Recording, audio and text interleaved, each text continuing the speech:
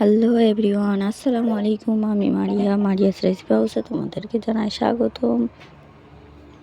তো আজকে রেসিপি কি হতে চলেছে নিশ্চয়ই তোমরা বুঝতে পারছো থাম্বনেল দেখে, তাও আমি বলে দিচ্ছি। আজকে রেসিপি হতে চলেছে পোলতার রেসিপি অথবা পটলের নথ রেসিপি, তোমরা যেটাই বলে থাকো না কেন, আমাদের এখানে পোলতার নথ রেসিপি এটাই বলা হয়।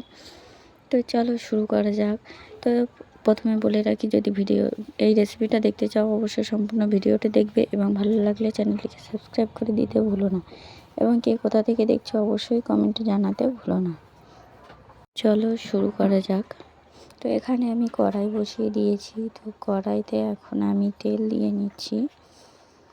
তো দেখো এখন আমি তেল দিয়ে নিয়েছি।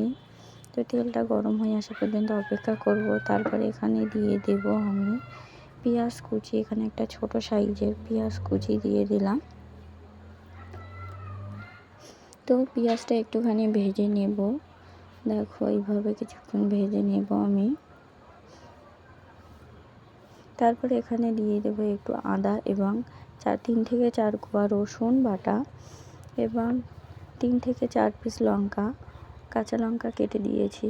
তো তোমরা এখানে শুকনো লঙ্কাও কেটে দিতে পারো অথবা ঝালটা তোমরা তোমাদের পরিমাণ মতো দেবে। তো এরপরে দিয়ে দিলাম এখানে পোলতা, এবং এখানে আমি পোলতার সাথে একটা আলু দিয়ে দিয়েছি।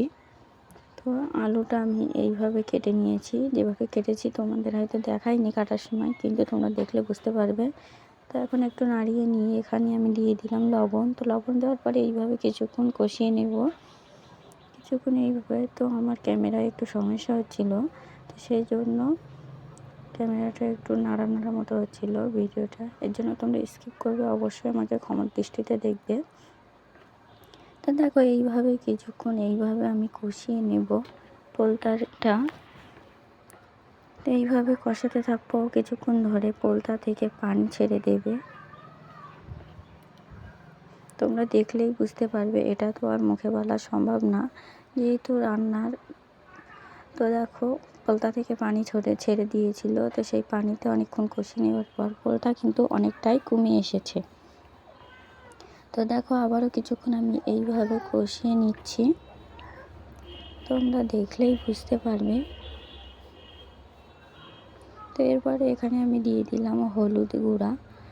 তো হলুদটাও দেখো যতটুকু শাক নিয়েছিলাম ঠিক সেই পরিমাণে আমি হলুদটা দিয়ে দিলাম, যাতে হলুদটা বেশি না হয়। তো এইভাবে হলুদ দেওয়ার পরে আবারও কিছুক্ষণ আমি কষিয়ে নেব। দেখো এইভাবে কিছুক্ষণ কষিয়ে নিচ্ছি আমি। হলুদ দেওয়ার পরে এইভাবে কষিয়ে নিয়েছি। তো এরপরে আমি এখানে পানি অ্যাড করছি।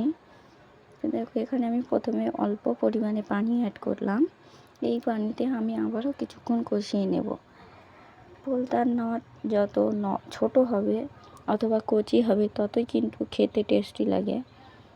তো দেখো ফাল্গুন মাসের এই সময় কিন্তু পোলতার নথটা খেতে খুবই সুন্দর লাগে দুপুরের ভাতে। তো দেখো এখানে কিন্তু পানিটা অনেকটাই কমে এসেছে, তোমাদেরকে একটু ঘুরিয়ে দেখিয়ে দিচ্ছিলাম। দেখো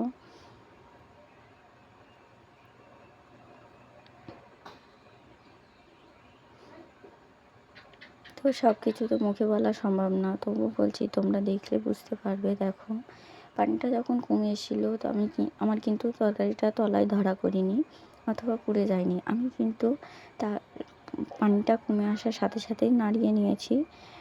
তো এরপরে দেখো এখানে পরিমাণ মতো পানি দিয়ে দিলাম। এটা হচ্ছে ঝোলের পানি, যাতে পোলতা এবং আলুটা নরম হয়ে যায় বা গলে যায়। তো সেই পর্যন্ত অপেক্ষা করব। এরপরে এটা এইভাবে রেখে দেবো, দিয়ে আমি পানি অ্যাড করব।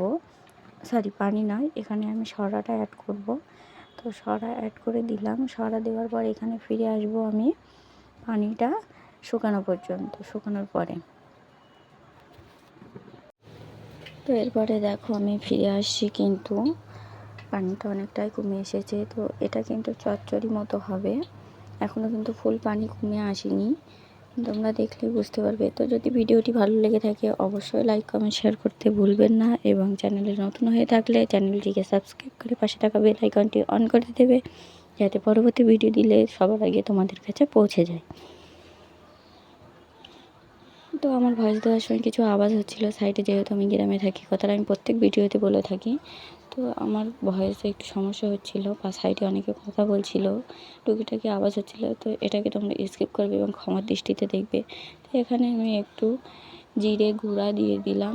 তো এখানে তোমরা জিরে দিয়ে দিতে পারো, কাঁচা জিরে বাটাও দিতে পারো এবং জিরের গুঁড়াও দিতে পারো। তো এখানে আমি জিরের গুঁড়ো দিয়ে দিলাম। তারপরে আমি এখানে কিছুক্ষণ নাড়িয়ে নিয়েছি। দেখো এইভাবে কিছুক্ষণ নাড়াতে থাকতে হবে। রান্নাটা কিন্তু প্রায় হয়ে এসেছে, আর একটুখানি অপেক্ষা করো। তো দেখো প্রায় কিন্তু হয়ে এসেছে আমার রান্নাটা। দেখো আমার কিন্তু রান্নাটা হয়ে গেছে। তো তোমরা দেখলেই বুঝতে পারবে। দেখো এইভাবে শেষ মুহূর্তে কিন্তু একটু বেশি করে ঘুটে নিতে হবে। তো আজকের রেসিপি রেডি। আজকের ভিডিও এই পর্যন্ত। আল্লাহ হাফেজ, আসসালামু আলাইকুম।